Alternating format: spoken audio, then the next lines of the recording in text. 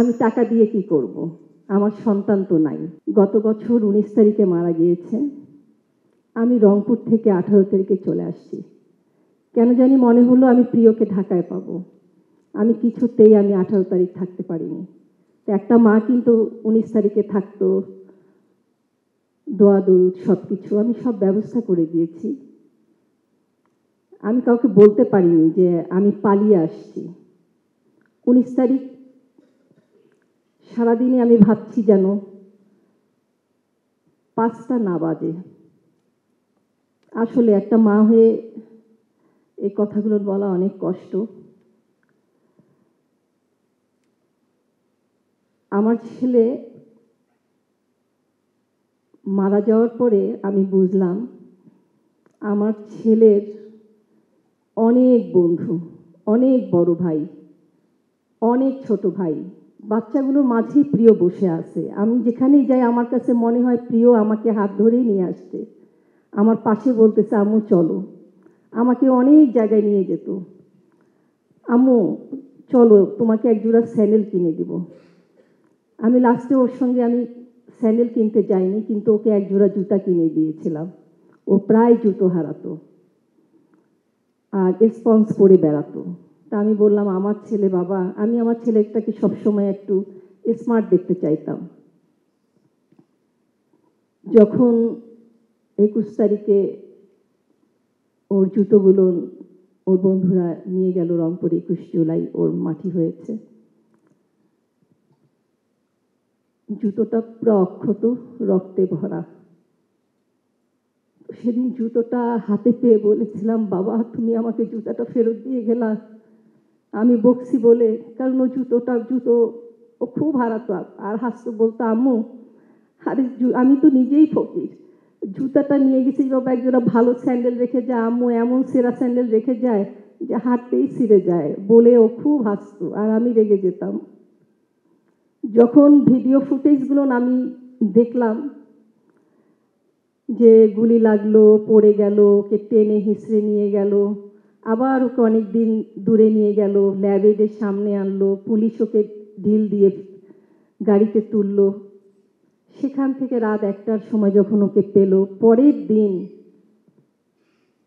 Curfew যখন দুপুরে খুললো, আত্মীয় স্বজন বন্ধু বান্ধব, আত্মীয় স্বজনের চেয়ে প্রিয়র বড় ভাই, বড় আপু, সাংবাদিক যারা, আরও ছাত্র ইউনিয়ন ও অনেক, তারা সবাই যখন ওকে খুঁজে বের করে পরের দিন গেল, ওকে গোসল করার সময় পোস্টমর্টমের সময় জুতোটা খুলেছে। এটা আসলে আমার জন্য অনেক কষ্ট। আমার কাছে মনে হয় আমার ছেলে রাগ করেই আমাকে জুতোটা দিয়েছে, বলে যে না মা আমি জুতা কিনবো না। আমার মেয়ে বলছে আম্মু ভাইয়া না এই জুতাটাই পছন্দ করছে, ও 2 বছর আগে দেখে গেছে জুতোটা অনেক দাম ছিল, তোমাকে বলতে পারেনি, এবার জুতোটার দাম কমেছে 1000 টাকা। আমি বললাম বাবা কোনটা নিবা? বলে না আম্মু এটা এমনি দেখলাম, তুমি আমাকে আরো কম দামে কিনে দাও। তখন আমি ওর পছন্দ মতন জুতাটা কিনে দিয়ে বললাম হেঁটে দেখো। আবার বলবা যে মা জুতাটা তো হাঁটতে গিয়ে আমার নখে লাগছে। তো যেহেতু আমরা মধ্যবিত্ত নিম্ন মধ্যবিত্ত মায়েরা বাচ্চাদেরকে অনেক কষ্ট করেই কিন্তু মানুষ করি, একটা টাকা জমা করি, এটার জন্য এটা দেব, এটার জন্য ওটা দেব।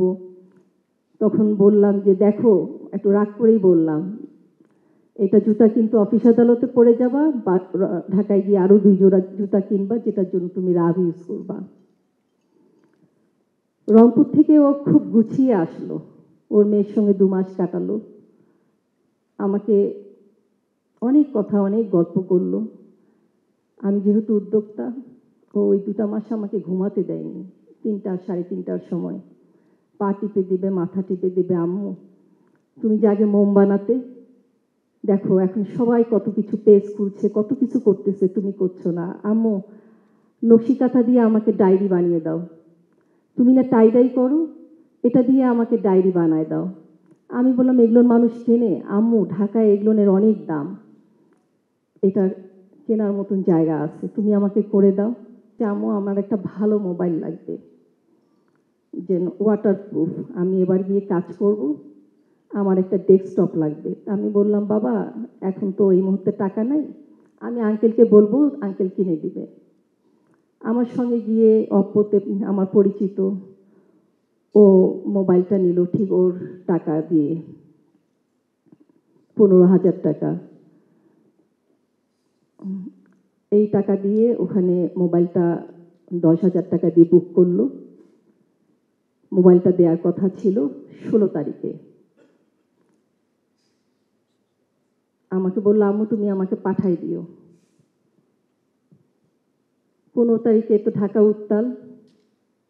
15 তারিখে ওকে আমি ইউটিউবে দেখেছি, ঠিক ফোনে কথা হলো, আম্মু এখন পাঠাইও না। সেই মোবাইলটা আমি আর আমার সন্তানকে দিতে পারলাম না। ডেস্কটপ, আমার সন্তান বেঁচে থাকতে আমার সন্তানের অনেক টাকার দরকার ছিল, কিন্তু এখন যখন কেউ টাকার কথা বলে তখন মনে হয় যে আমি টাকা দিয়ে কি করব, আমার সন্তান তো নাই। সারোয়ার ফারুকের কথাও মারা যাওয়ার কয়েকদিন আগে আমি এক চেয়ারে, ও এক চেয়ারে বসেছে। আমি বলতাম, প্রিয় তুমি কি করবে? মা হইতো ছেলের সবসময় সাকসেসটা দেখতে চাইতাম। ও সিনেমা দেখতো, তাই বললাম তুমি এত সিনেমা দেখো কেন? কি সিনেমা দেখো? দেখি যে সব ইংরেজি মুভিগুলো দেখে।